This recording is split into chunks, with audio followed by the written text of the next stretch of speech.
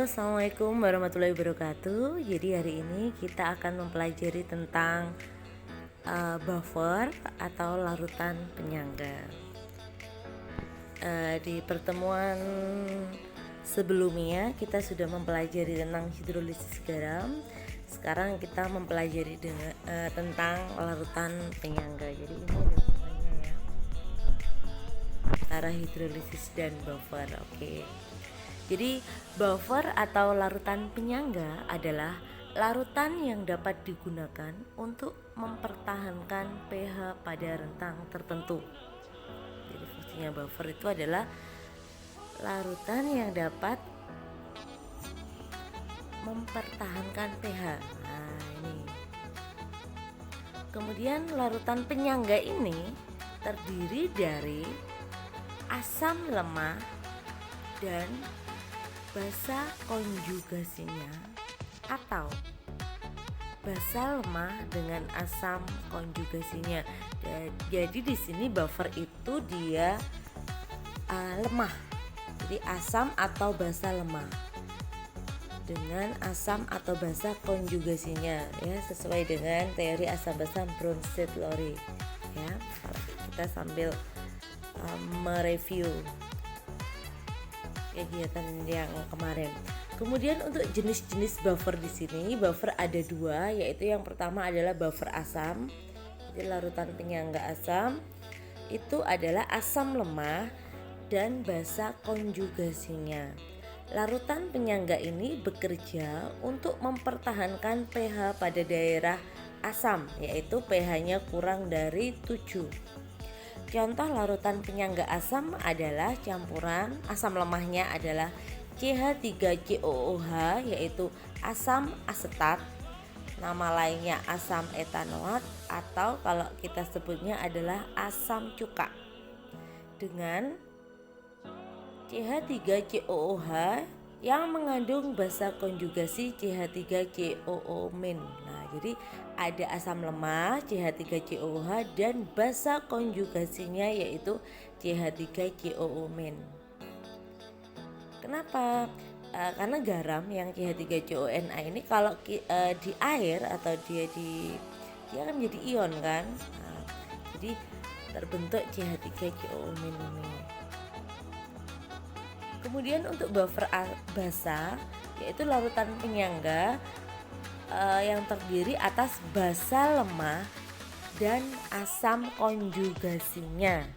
Larutan penyangga ini bekerja untuk mempertahankan pH pada daerah basa, yaitu pH-nya lebih besar dari 7.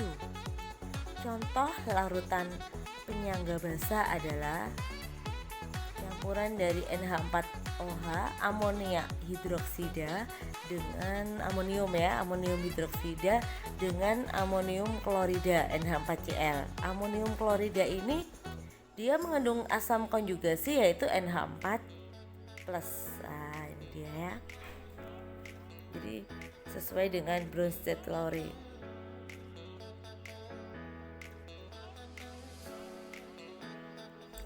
Cara pembuatan buffer asam yang pertama, jadi ada dua cara nih.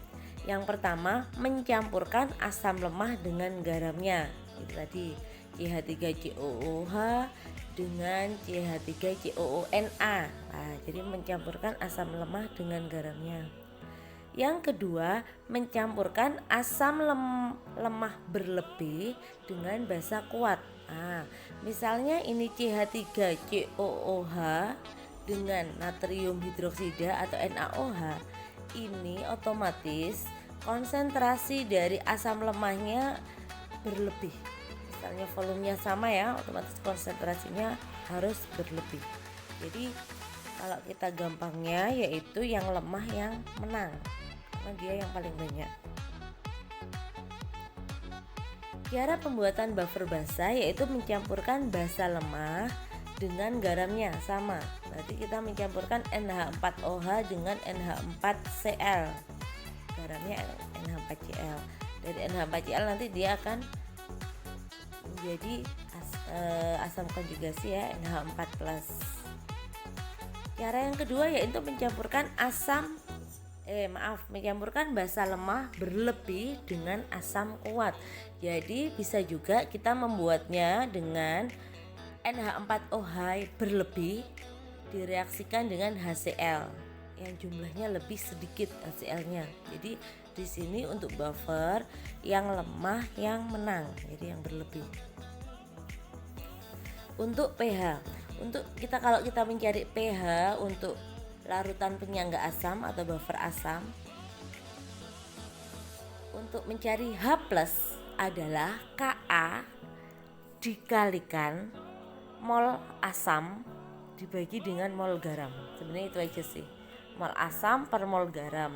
Ini kenapa valensi? Karena misalnya ini kalau asam atau basanya itu dia mempunyai valensi lebih dari 1. Jadi misalnya BaOH 2 kali. Jadi misalnya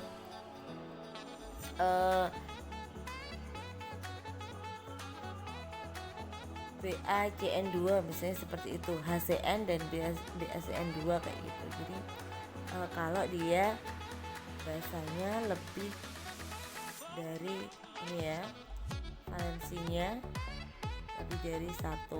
Jadi H+, Ka adalah tetapan ionisasi asam, kemudian A-nya adalah mol asam dalam larutan penyangga, yang garamnya adalah, yang G-nya adalah mol garam. Kemudian kita contoh soal langsung aja ya. Tentukan pH larutan penyangga yang dibuat dengan mencampurkan 100 ml CH3COOH 0,1 m dengan 100 ml CH3COONA 0,1 m. Ka-nya 10 pangkat min 5. Nah, otomatis nyari mol ya tadi ya. Molnya CH3COOH 100 kali 0,1 10 sama 110.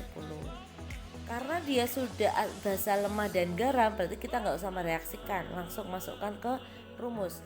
H+ sama dengan Ka, mol asamnya 10 milimol, mol garamnya 10 milimol.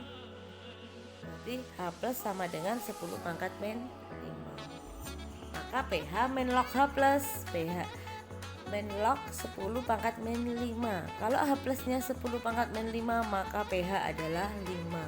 Jadi pH larutan penyangga tersebut adalah 5 atau asam ya, dia terjadi asam.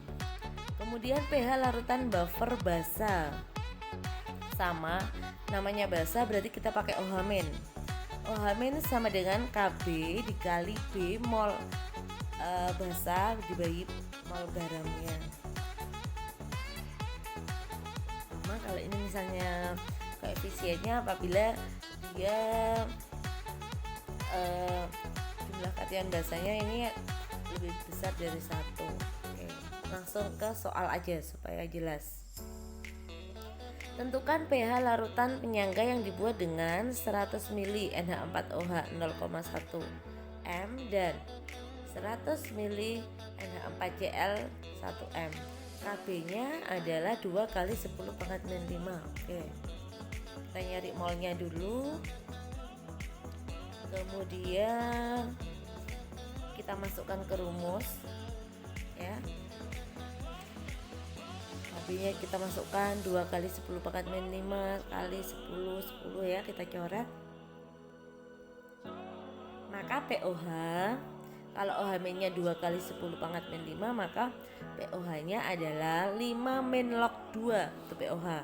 pH 14 min POH, berarti 14 dikurangi 5 min log 2 berarti 9 plus log 2. Oke. Jadi intinya kita poin-poin pentingnya ya, bahwa larutan penyangga ini dapat digunakan untuk mempertahankan pH tertentu. Penambahan sedikit asam, basa ataupun pengenceran relatif tidak mengubah pH larutan. Jadi kalau sedikit itu tidak mengubah pH larutan. Jadi contoh larutan penyangga yang ada di tubuh kita itu adalah darah. Jadi misalnya kita makan buah yang rasanya masam, atau walaupun kita makan yang masam-masam, tetapi pH darah kita tetap. Nah ini, jadi pH darah itu termasuk buffer, dia mempertahankan pH. Jadi tidak kalau penambahan sedikit dia tidak mengubah, jadi seperti itu. Jadi contohnya itu ya, jadi kita makan, misalnya kita makan jeruk, kita makan mangga, tetap darah kita tetap, pH darah kita tetap. Jadi larutan penyangga yang sangat penting di kehidupan sehari-hari ini ya, sama campuran asam karbonat ini dengan ion bikarbonat dalam darah. Nah ini berfungsi untuk mempertahankan pH pada rentang 7,4, hampir normal sih, jadi 7 lebih sedikit. Kemudian campuran ini ion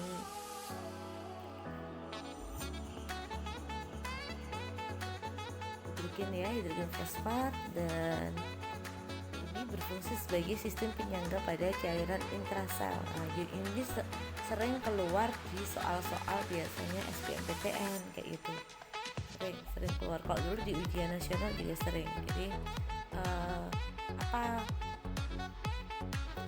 larutan penyangga yang berfungsi pada cairan intrasel. Nah, di situ ya.